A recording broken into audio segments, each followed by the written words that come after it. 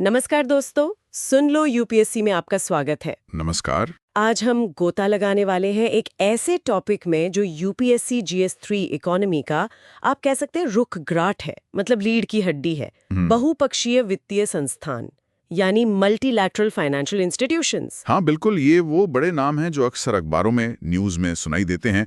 IMF, world bank और भी कई। और ये जानकारी हमने ली है संजीव वर्मा सर की किताब के चैप्टर 27 से, जिसे सुन लो यूपीएससी आपके लिए प्रस्तुत कर रहा है। जी हाँ, चैप्टर 27 एक बहुत ही महत्वपूर्ण चैप्टर। प्रीलिम्स हो, मेंस हो या interview, IMF, world bank, ADB जैसे नाम बार बार आते हैं।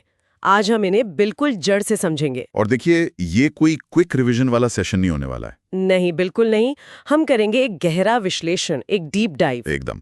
इनका जन्म कैसे हुआ, ये काम कैसे करते हैं, भारत का इनमें क्या रोल है और हाल के बदलाव क्या हैं, सब कुछ। अगले 40 से 60 मिनट आपके दिमाग की बत्तियां जला देंगे, ये पक्का है। तो चाय कॉफी ले लीजिए, नोटबुक तैयार रखिए, क्योंकि ये होने वाला है एक डिटेल्ड ज्ञान यज्ञ। चलिए शुरू करते हैं।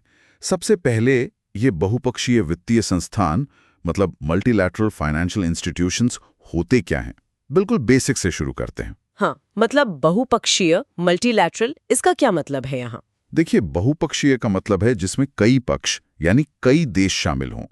तो ये ऐसी वित्तीय संस्थाएं हैं जिन्हें कई सारे सदस्य देश मिलकर बनाते हैं और चलाते हैं। अच्छा, तो ये किसी एक देश की नहीं होती? नहीं, यही इनकी खासियत है। इनका स्वामित्व और नियंत्रण सदस्य देशों के बीच बटा होता है।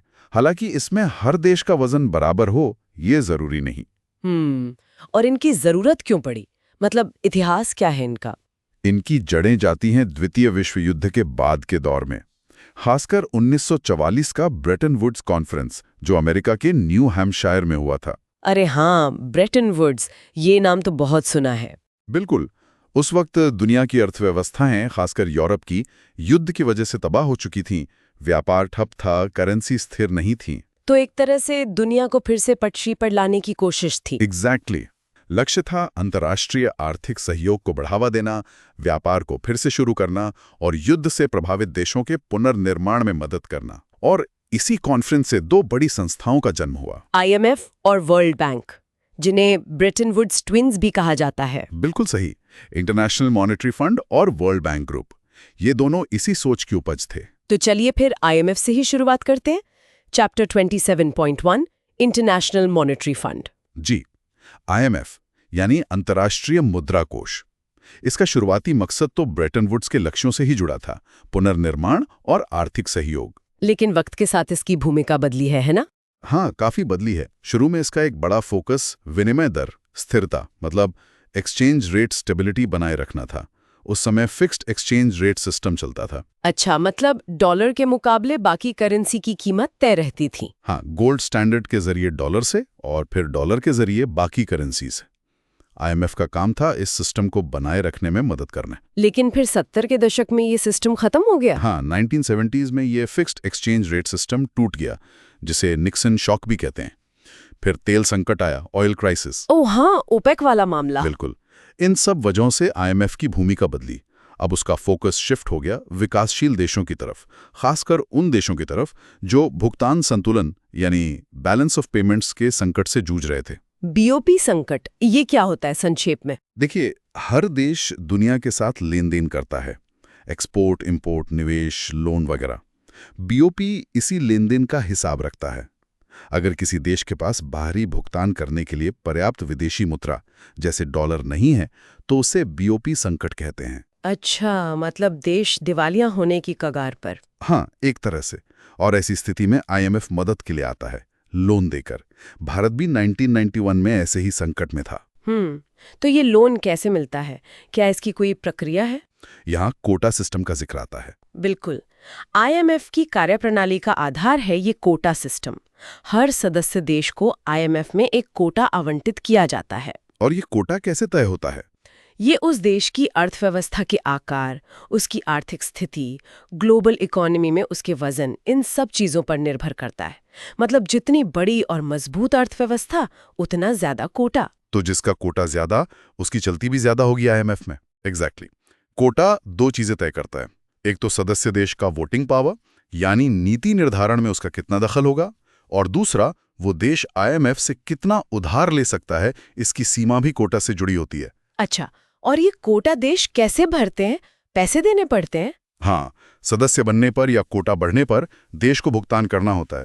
इसका एक हिस्सा आमतौर पर 25% किसी भी वाइडली एक्सेप्टेड करेंसी यानी WAC में देना होता है। WAC? मतलब? वाइडली एक्सेप्टेड करेंसीज यानी वो मुद्राएं जो अंतर्राष्ट्रीय लेन देन में खूब चलती हैं, जैसे अमेरिकी dollar, euro, British pound sterling, जापानी येन। मैं फिर दोहराता हूं, USD, euro, pound sterling, Japanese yen. Okay, तो 25% इनमें से किसी एक में, और बाकी 75%? बाकी 75% देश अपनी घरेलू मुद्रा में जमा कर सकता है, लेकिन ये पैसा वो IMF की अनुमति के बिना निकाल नहीं सकता। दिलचस्प है। तो ये जो लोन देता है IMF, उसकी शर्तें क्या होती हैं? क्या ये आसानी से मिल जाता है? नहीं, इतना आसान नहीं। पहली बात, IMF के लोन आमतौर पर अल्पकालिक होते हैं, मतलब जल्दी चुकाने होते हैं। ये एक तरह की अंतरिम राहत होती है BOP संकट से निपटने के लिए। और कितना लोन मिल सकता है? वो भी कोटा के प्रतिशत से जुड़ा होता है। सबसे जरूरी बात, शर्तें। सुना है IMF की शर्तें बहुत कठोर होती हैं। हाँ, ये एक बड़ा मुद्दा रहा है। IMF लोन के साथ अक्सर कड़ी शर्तें लगाता है, जिन्हें कंडीशनैलिटीज या स्ट्रक्चरल एडजस्टमेंट्स कहते हैं। ब्याज दर भी कमर्शियल होती है, मतलब बाजार के हिसाब से। स्ट्रक्चरल एडजस्टमेंट्स जैसे क्या? जैसे कि सरकार को सब्सिडी कम करनी होगी, सरकारी कंपनियों का निजीकरण करना होगा, व्यापार के नियम उदार बनाने होंगे, सरकारी खर्चों में कटौती करनी होगी, इस तरह के सुधार। लेकिन ये शर्तें क्यों लगाई जाती हैं? क्या ये देश के अंदरूनी मामलों में दखलंदाजी नहीं है? आदि कमजोरियों को दूर करे ताकि भविष्य में फिर से वही संकट ना आए। लेकिन हाँ, इसकी आलोचना भी खूब होती है कि ये शर्तें विकासशील देशों पर जबरदस्ती थोपी जाती हैं और उनके सामाजिक क्षेत्रों पर बुरा असर डालती हैं। और इसमें वॉशिंगटन कंसेंसस का भी जिक्र आता है शायद। हाँ, बिल्कुल। वॉशिंगटन कंसेंसस उन नव उदारवादी आर्थिक नीतियों का समूह है जिन्हें IMF और वर्ल्ड बैंक, जो दोनों वॉशिंगटन DC में स्थित हैं, अक्सर लोन की शर्तों के तौर पर बढ़ावा देते थे। इसमें बाजार आधारित सुधारों पर बहुत जोर होता है। समझ गई। अब एक और चीज है IMF से जुड़ी हुई, स्पेशल ड्रॉइंग राइट्स यानी SDR। इसे पेपर गोल्ड भी कहा जाता है। ये क्या है? हाँ, SDR एक बहुत ही यूनिक चीज है। पहली बात तो ये कि SDR कोई करेंसी नहीं है, जैसे डॉलर या यूरो होते हैं। करेंसी नहीं है तो फिर है क्या? ये IMF की अपनी लेखा इकाई है, मतलब एक अकाउंटिंग यूनिट। IMF अपने खाते SDR में रखता है। सदस्य देशों के कोटे भी SDR में ही तय होते हैं। इसे 1969 में बनाया गया था। पेपर गोल्ड क्यों कहते हैं? क्योंकि इसे सदस्य देशों के ऑफिशियल रिजर्व्स को सप्लीमेंट करने यानी बढ़ाने के लिए बनाया गया था, उस वक्त जब गोल्ड और डॉलर की सप्लाई सीमित थी। ये सोने की तरह वैल्यू तो रखता है IMF के सिस्टम में, लेकिन है कागजी। अच्छा, तो इसका इस्तेमाल कैसे होता है? क्या देश आपस में SDR से व्यापार कर सकते हैं? सीधे तौर पर व्यापार नहीं, लेकिन देश अपने SDR को किसी भी वाइडली एक्सेप्टेड करेंसी WAC में बदल सकते हैं, पहले से तय दरों पर, और IMF से लेन देन में इसका इस्तेमाल होता है। तो ये IMF के अंदर चलने वाली एक तरह की स्पेशल मुद्रा हुई। हाँ, एक तरह से कह सकते हैं, लेकिन ये पब्लिक में सर्कुलेट नहीं होती है। ये बेसिकली सदस्य देशों और IMF के बीच के लेन देन के लिए है। हाल ही में इसमें चीन की करेंसी भी शामिल हुई है। हाँ, ये एक बड़ा डेवलपमेंट था। 1 अक्टूबर 2016 से चीनी रेनमिनबी, जिसे युआन भी कहते हैं, SDR बास्केट की 5वीं करेंसी बन गई। ये यूरो के बाद पहली बार था कि कोई नई करेंसी बास्केट में शामिल हुई। 5वीं? तो बाकी 4 कौन सी हैं? वही WS, अमेरिकी dollar USD, euro, euro UR, जापानी येन JPY और ब्रिटिश पाउंड स्टर्लिंग GBP। तो अब SDR का मूल्य इन 5 करेंसीज की बास्केट के आधार पर तय होता है। अच्छा, और इनके वेटेज क्या है? मतलब किसका वजन कितना है बास्केट में? नए वेटेज इस तरह हैं। USD का सबसे ज्यादा 41.73%, फिर यूरो का 30.93%, फिर चीनी युआन का 10.92%, फिर जापानी येन 8.33% और ब्रिटिश पाउंड 8.09%। मैं दोहराता हूं, USD 41.73%, euro 30.93%, Chinese yuan 10.92%, JPY 8.33% और GBP 8.09%। चीन का वजन काफी बढ़ गया है और ये राशियां भी दी गई हैं करेंसी की। USD 0.58252, यूरो 0.38671, ये क्या है? हाँ, ये वो करेंसी अमाउंट्स हैं जो मिलकर एसडीआर की वैल्यू बनाते हैं। ये राशियां समय समय पर एडजस्ट की जाती हैं ताकि एसडीआर बास्केट का मूल्य स्थिर रहे, भले ही करेंसी एक्सचेंज रेट्स बदलते रहें। ओके, ये काफी टेक्निकल है, पर मोटा मोटा समझ आ गया। आईएमएफ लोन और एसडीआर के अलावा और क्या करता है? आईएमएफ की एक और महत्वपूर्ण भूमिका है सदस्य देशों की अर्थव्यवस्थाओं की निगरानी करना और उन्हें सलाह देना। ये नियमित रूप से कंट्री पेपर्स या रिपोर्ट्स जारी करता है, जिसमें देश की आर्थिक स्थिति का विश्लेषण होता है और नीतिगत सुधारों के सुझाव दिए जाते हैं। तो ये रिपोर्ट सरकारों के काम आती होंगी? हाँ, बिल्कुल। कई सरकारें इन रिपोर्ट्स को अपनी नीतियां बनाने में इस्तेमाल करती हैं। इसके अलावा आईएमएफ गरीबी उन्मूलन के क्षेत्र में भी काम करता है, खासकर विश्व बैंक के साथ मिलकर। गरीबी उन्मूलन? लेकिन वो तो वर्ल्ड बैंक का काम माना जाता है। हाँ, मुख्य रूप से वर्ल्ड बैंक का है, लेकिन आईएमएफ का भी एक कार्यक्रम है, poverty reduction growth fund, PRGF। ये आईएमएफ का एकमात्र रियायती सहायता कार्यक्रम है, जहां लोन बहुत कम ब्याज पर लंबी अवधि 10 साल के लिए दिया जाता है, खासकर गरीब देशों को। अच्छा, ये PRGF याद रखना होगा। अब IMF की आलोचनाओं पर आते हैं। एक तो शर्तों वाली बात हो गई, और क्या है? सबसे बड़ी आलोचना है अमेरिकी प्रभुत्व की। क्योंकि अमेरिका का कोटा सबसे ज्यादा है, इसलिए उसका वोटिंग पावर भी सबसे ज्यादा है। आलोचकों का कहना है कि आईएमएफ अक्सर अमेरिकी हितों और वॉशिंगटन कंसेंसस वाली नीतियों को आगे बढ़ाता है, भले ही वो किसी देश के लिए सही ना हो। ये तो एक तरह से लोकतांत्रिक डेफिसिट हुआ। हाँ, कह सकते हैं। हालांकि हाल के वर्षों में इसमें सुधार की कोशिशें हुई हैं। अच्छा, उससे पहले एक सवाल, आईएमएफ के पास पैसा आता कहाँ से है? मुख्य स्रोत क्या है? सबसे बड़ा स्रोत तो सदस्य देशों द्वारा दिया गया कोटा भुगतानी है। मैं फिर दोहराता हूं, कोटा सब्सक्रिप्शन। और दूसरा, आईएमएफ जरूरत पड़ने पर सदस्य देशों से उधार भी ले सकता है, जैसे new arrangements to borrow NAB के तहत। तीसरा, एसडीआर आवंटन, जो सदस्य देशों के रिजर्व्स को बढ़ाता है, वो भी एक तरह से संसाधन जुटाने जैसा है। और सोना? क्या आईएमएफ के पास सोना भी है? हाँ, बिल्कुल। आईएमएफ आज भी दुनिया के सबसे बड़े ऑफिशियल गोल्ड होल्डर्स में से एक है। ये सोना सदस्य देशों ने कोटे के हिस्से के रूप में जमा कराया था। आईएमएफ जरूरत पड़ने पर सोना बेचकर भी संसाधन जुटा सकता है। ओके, अब आते हैं हाल के सुधारों पर।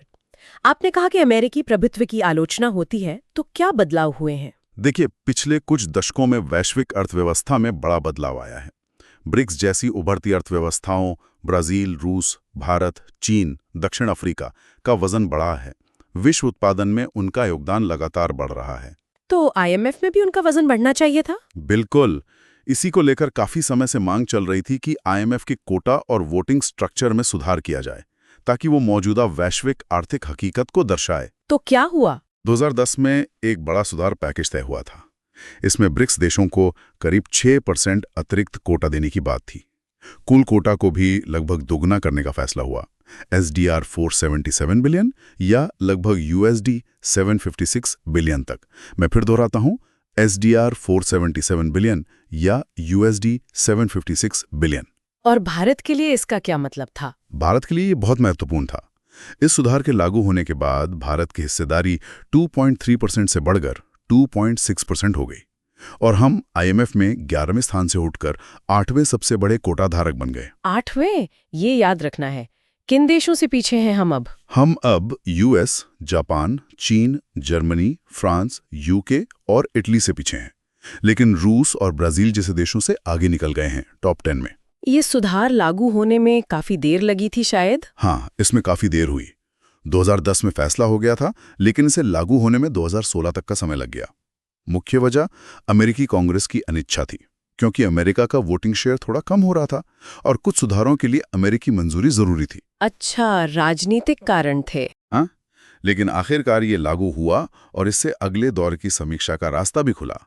भारत का वोटिंग अधिकार भी 2.44% से बढ़कर 2.75% हो गया। मैं दोहराता हूं, 2.75%। तो इन सुधारों से भारत की स्थिति मजबूत हुई आईएमएफ में? निश्चित रूप से। अब आईएमएफ और भारत के रिश्ते की बात करें तो ये काफी दिलचस्प रहा है। हाँ, आपने बताया था कि 1991 में हमने लोन लिया था। हाँ, सुधारों से पहले भारत आईएमएफ के बड़े उधारकर्ताओं में से एक था, लेकिन 1991 के आर्थिक सुधारों के बाद स्थिति बदली। हमने न सिर्फ अपने सारे लोन चुका दिए, बल्कि कुछ तो समय से पहले चुका दिए। आज आईएमएफ पर हमारा कोई बकाया नहीं है, 0। जबरदस्त। और इतना ही नहीं, 2002 से भारत आईएमएफ की फाइनेंशियल ट्रांजैक्शन प्लान एफटीपी में शामिल हो गया। ये क्या है? ये आईएमएफ की एक व्यवस्था है जिसके तहत आर्थिक रूप से मजबूत सदस्य देश जिनके पास पर्याप्त विदेशी मुद्रा भंडार हैं, आईएमएफ को फंड उपलब्ध कराते हैं। इस फंड का इस्तेमाल आईएमएफ कम आय वाले देशों को उनके बीओपी संकट में मदद करने के लिए करता है। अरे वाह, मतलब हम अब आईएमएफ को पैसा दे रहे? हाँ बिल्कुल। भारत 2002 से इस योजना के तहत एक ऋणदाता यानी लेंडर के रूप में शामिल है। हमारा योगदान, जो लगभग US 205 मिलियन था उस समय, वो हमारे विदेशी मुद्रा भंडार का ही हिस्सा माना जाता है। तो सिर्फ 2 दशकों में उधारकर्ता से ऋणदाता बन जाना, ये तो कमाल की यात्रा है। ये भारत की आर्थिक तरक्की और मजबूत फंडामेंटल्स का सबूत है, और आईएमएफ ने भी इसे स्वीकार किया है। सुधारों के बाद आईएमएफ के नीति निर्णयों में भारत की भूमिका निश्चित रूप से बढ़ी है। तो ये थी आईएमएफ की कहानी। अब इसके जुड़वा भाई वर्ल्ड बैंक पर आते हैं। Chapter 27.2 the world bank group, WBG। हाँ, वर्ल्ड बैंक ग्रुप। इसका जन्म भी ब्रेटन वुड्स में ही हुआ था, जैसा हमने डिस्कस किया। शुरू में इसका फोकस भी द्वितीय विश्व युद्ध के बाद यूरोप और जापान के पुनर्निर्माण पर था। इसका असली नाम था international bank for reconstruction and development, IBRD। Reconstruction and development, नाम में ही काम छुपा है। बिल्कुल। लेकिन जैसे जैसे पुनर्निर्माण का काम पूरा हुआ, वर्ल्ड बैंक का फोकस शिफ्ट हो गया विकासशील देशों की ओर, खासकर एशिया और अफ्रीका में गरीबी और विकास से जुड़े मुद्दों पर। तो आज वर्ल्ड बैंक का मुख्य काम क्या है? आज इसका मुख्य लक्ष्य है विकासशील देशों में गरीबी उन्मूलन, पॉवर्टी रिडक्शन और साझा समृद्धि, शेयर्ड प्रॉस्पेरिटी को बढ़ावा देना। ये इसके 2 मुख्य लक्ष्य हैं। और ये करता कैसे है? ये सदस्य देशों को वित्तीय सहायता, लोन, ग्रांट्स और तकनीकी सहायता, सलाह, रिसर्च, ट्रेनिंग प्रदान करता है। किन क्षेत्रों में? बहुत सारे क्षेत्रों में, जैसे शिक्षा, स्वास्थ्य, कृषि, इंफ्रास्ट्रक्चर, सड़कें, बिजली, पानी, लोक प्रशासन, पर्यावरण संरक्षण, सामाजिक कल्याण परियोजनाएं, जैसे स्कूल बनाना, अस्पताल बनाना, बांध बनाना। तो ये आईएमएफ से काफी अलग है। हाँ, बहुत अलग। पहला बड़ा अंतर तो लोन के नेचर में है। आईएमएफ देता है शॉर्ट टर्म लोन बीओपी संकट के लिए, वो भी कमर्शियल रेट्स पर और कड़ी शर्तों के साथ, जबकि वर्ल्ड बैंक देता है लॉन्ग टर्म लोन विकास परियोजनाओं के लिए, और अक्सर रियायती दरों, कंसेशनल रेट्स पर, खासकर गरीब देशों को। और शर्तें? क्या वर्ल्ड बैंक भी शर्तें लगाता है? वर्ल्ड बैंक की शर्तें आईएमएफ जैसी स्ट्रक्चरल एडजस्टमेंट वाली नहीं होती। हाँ, ये जरूर सुनिश्चित किया जाता है कि जिस प्रोजेक्ट के लिए लोन लिया गया है वो ठीक से लागू हो, समय पर पूरा हो, उसमें भ्रष्टाचार ना हो। लेकिन ये शर्तें प्रोजेक्ट स्पेसिफिक होती हैं, पूरी अर्थव्यवस्था पर लागू होने वाली नीतियां नहीं। और फंडिंग किसको मिलती है? सिर्फ सरकारों को? ज्यादातर लोन सरकारों को ही दिए जाते हैं, केंद्र या राज्य सरकारों को। लेकिन वर्ल्ड बैंक गैर सरकारी संगठनों, एनजीओज और प्राइवेट सेक्टर के साथ भी काम करता है। अच्छा, वर्ल्ड बैंक ग्रुप में तो कई संस्थाएं हैं ना, IBRD के अलावा? हाँ, वर्ल्ड बैंक का कायदे आईडी नहीं है। ये 5 संस्थाओं का एक समूह है जिसे वर्ल्ड बैंक ग्रुप कहते हैं। कौन कौन सी हैं ये 5? पहली तो IBRD ही है, international bank for reconstruction and development. ये मध्य आय वाले और क्रेडिट वर्दी गरीब देशों, मिडिल इनकम एंड क्रेडिट वर्दी पोअर कंट्रीज को लोन देता है। ओके। दूसरी है IDA, इंटरनेशनल डेवलपमेंट एसोसिएशन। ये सबसे महत्वपूर्ण है गरीबी उन्मूलन के लिहाज से।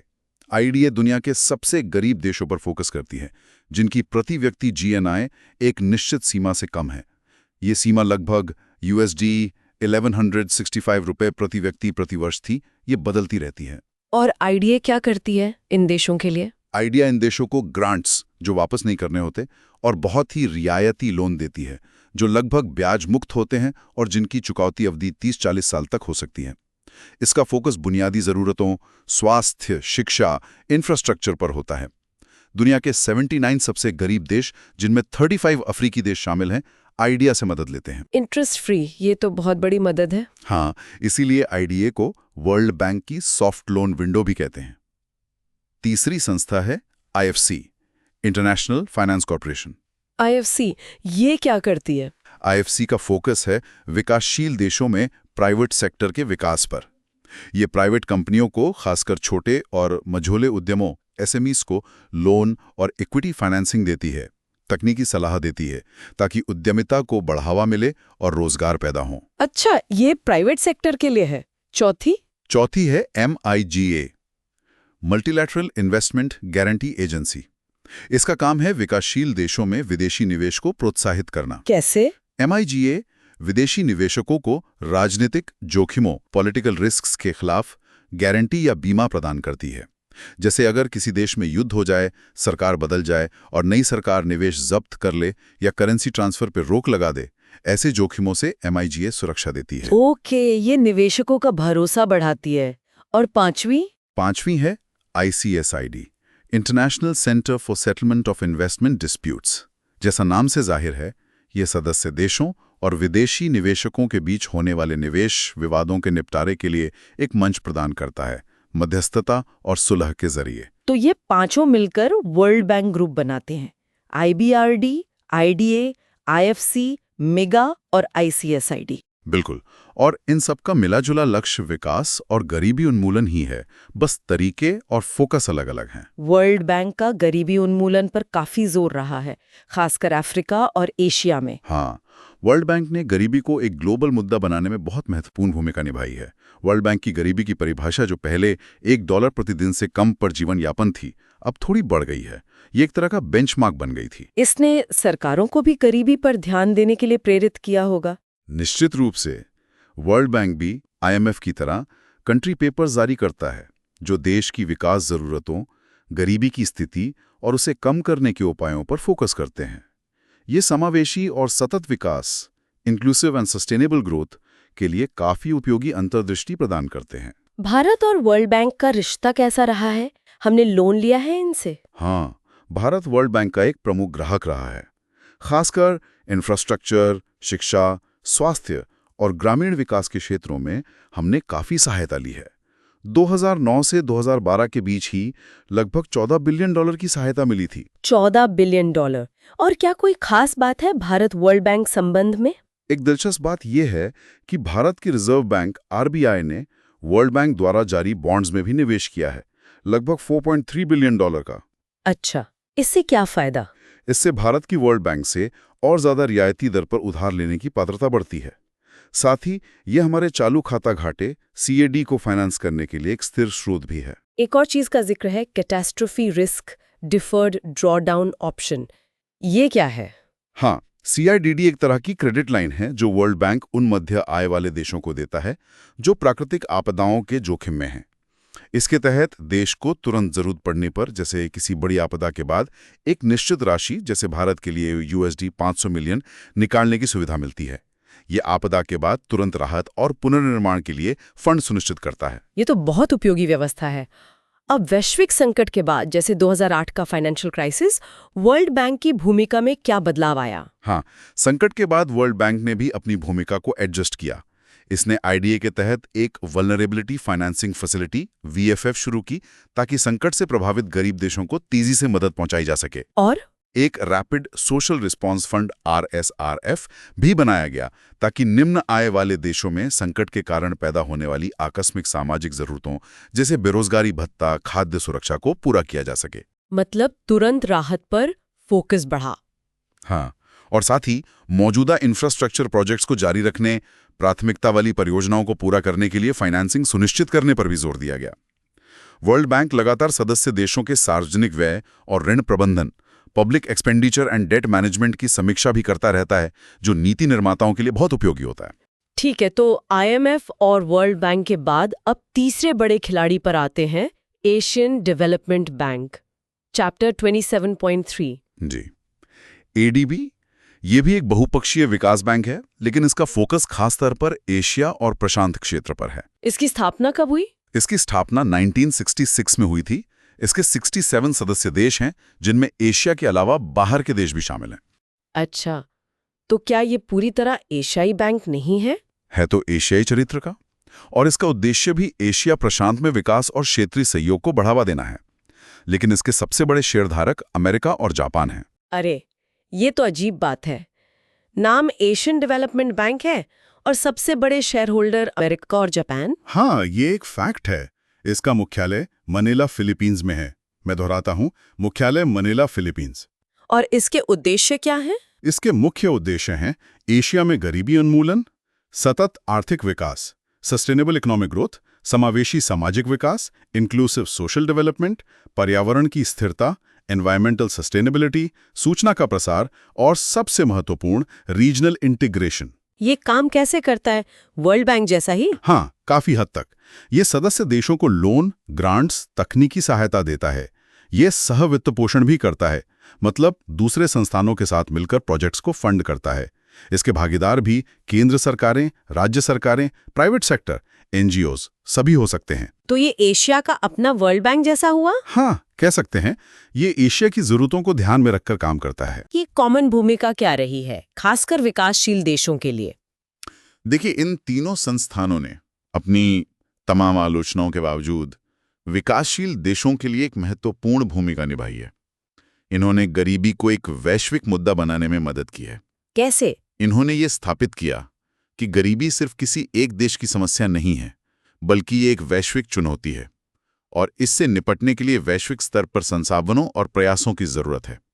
इन्होंने विकास के लिए फाइनेंसिंग के महत्वपूर्ण स्रोत उपलब्ध कराए हैं, तकनीकी विशेषज्ञता प्रदान की है। लेकिन भविष्य में इनकी भूमिका क्या होगी, खासकर 2008 के संकट के बाद और नए बैंकों के आने के बाद? हाँ, ये एक बड़ा सवाल है। संकट ने दिखाया कि मौजूदा सिस्टम में कमियां हैं। भविष्य में इनकी भूमिका शायद और ज्यादा निगरानी की होगी, आर्थिक सहयोग को बढ़ावा देने की होगी। शायद ये सिर्फ रेगुलेटर ना रहकर एक फैसिलिटेटर की भूमिका निभाएं। और क्या इन्हें ज्यादा बहुपक्षीय, मतलब ट्रूली मल्टीलैटरल बनने की जरूरत है, वॉशिंगटन कंसेंसस से आगे बढ़ने की? बिल्कुल।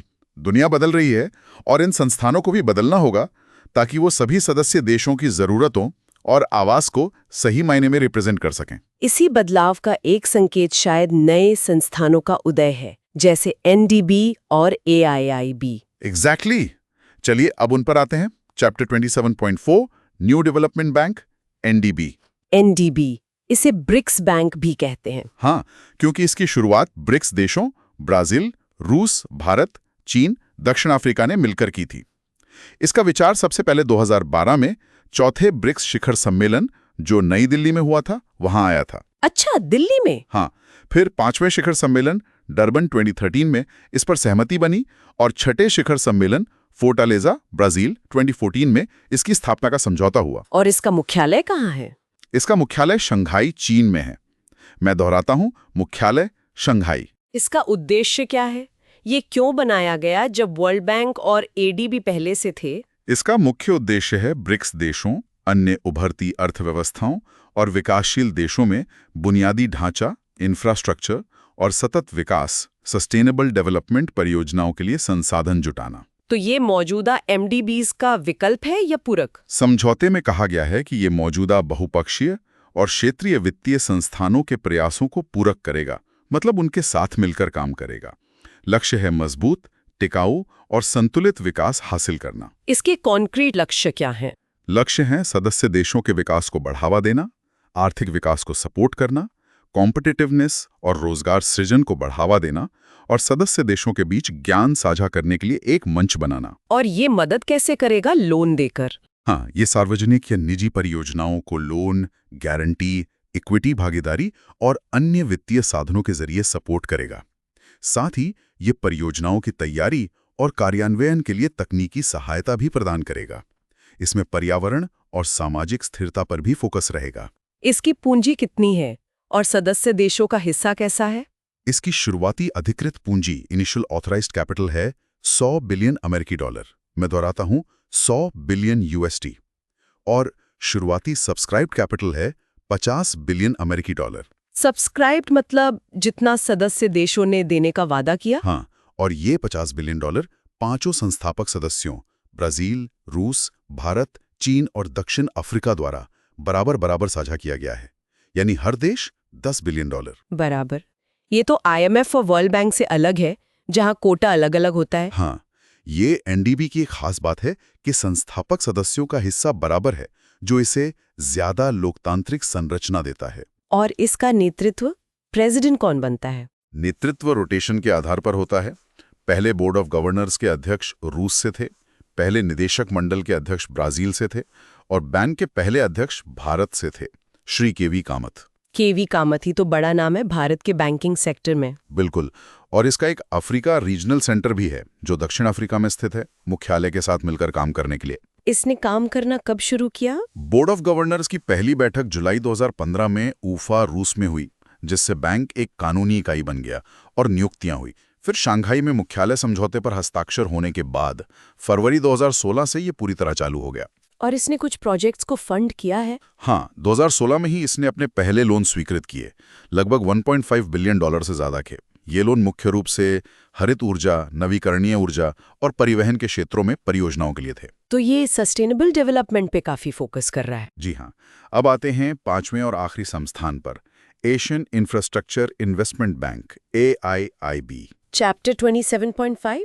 AIIB ये भी नया है और काफी चर्चा में रहा है। हाँ, ये चीन द्वारा शुरू किया गया एक बहुपक्षीय विकास बैंक है। चीन द्वारा शुरू किया गया, तो क्या ये चीन का बैंक है? शुरुआती पहल चीन की थी, लेकिन ये है एक बहुपक्षीय बैंक, मतलब इसमें कई सदस्य देश हैं। इसका मुख्यालय बीजिंग चीन में है। मैं दोहराता हूँ, मुख्यालय बीजिंग। इसने भी 2016 में ही काम करना शुरू किया। इसका फोकस क्या है? NDB से कैसे अलग है? जैसा कि नाम से पता चलता है, एशियन इंफ्रास्ट्रक्चर इन्वेस्टमेंट बैंक, इसका मुख्य फोकस एशिया प्रशांत क्षेत्र में बुनियादी ढांचे के विकास और क्षेत्रीय कनेक्टिविटी परियोजनाओं का वित्तपोषण करना है। तो ये ADB जैसा हुआ, लेकिन चीन के नेतृत्व में। हाँ, इसका फोकस एरियाज ADB जैसा ही है, लेकिन इसे अक्सर पश्चिम प्रभुत्व वाले ADB और वर्ल्ड बैंक के एशियाई प्रतिक्रिया या विकल्प के रूप में देखा जाता है, खासकर इंफ्रास्ट्रक्चर फाइनेंसिंग के गैप को भरने के लिए। इसमें कौन-कौन सदस्य हैं? क्या भारत भी है? हाँ, भारत AIIB का एक संस्थापक सदस्य है।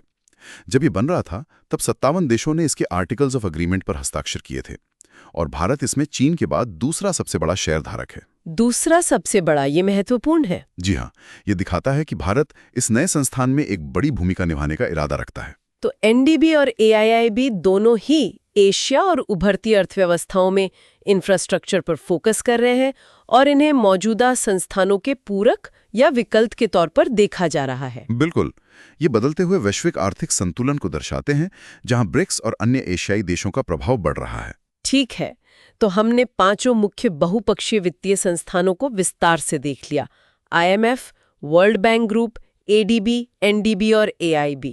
अब अगर हम मुख्य बातें दोहराना चाहें तो क्या होंगी की टेकअवेज? जरूर। पहला की टेकअवे तो यही है कि हर संस्थान का एक खास फोकस है। गरीबी उन्मूलन और विकास परियोजनाओं, शिक्षा, स्वास्थ्य, इंफ्रास्ट्रक्चर के लिए रियायती ऋण, खासकर IDA के जरिए। ADB का फोकस एशिया प्रशांत क्षेत्र पर है, क्षेत्रीय विकास, सहयोग और एकीकरण। सही।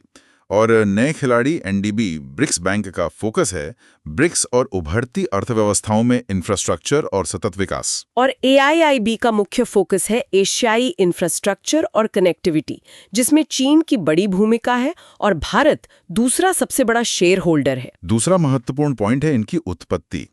IMF और वर्ल्ड बैंक की जड़ें ब्रेटन वुड्स में हैं। द्वितीय विश्व युद्ध के बाद के पुनर्निर्माण और सहयोग की जरूरत से पैदा हुई, और समय के साथ इनकी भूमिका विकसित हुई। तीसरा, IMF और वर्ल्ड बैंक के बीच का अंतर समझना बहुत जरूरी है। IMF अल्पकालिक शर्ती कमर्शियल रेट वाले लोन BOP संकट के लिए, वर्ल्ड बैंक दीर्घकालिक प्रोजेक्ट आधारित रियायती लोन विकास के लिए। चौथा, SDR को याद रखना है। IMF की लेखा इकाई पेपर गोल्ड, जिसका मूल्य अब 5 currency USD, UR, RMB, JPY, GBP की बास्केट पर आधारित है, जिसमें हाल ही में चीनी रेनमिनबी, RMB शामिल हुआ है। पांचवां, IMF के साथ भारत की यात्रा बहुत महत्वपूर्ण है। एक बड़े उधारकर्ता से एक ऋणदाता बनना, FTP के जरिए और कोटा सुधारों के बाद भारत का प्रभाव बढ़ना, 8वां सबसे बड़ा कोटा धारक, 2.75% वोटिंग अधिकार। और छठा और आखिरी पॉइंट, NDB और AIIB जैसे नए संस्थानों का उदय। ये बदलते वैश्विक आर्थिक शक्ति संतुलन, ब्रिक्स का प्रभाव, एशियाई फोकस को दर्शाता है और विकासशील देशों को वित्त पोषण के नए विकल्प प्रदान करता है। बहुत बढ़िया। ये सारे पॉइंट्स UPSC एस्पिरेंट्स के लिए याद रखने बेहद जरूरी हैं। निश्चित रूप से।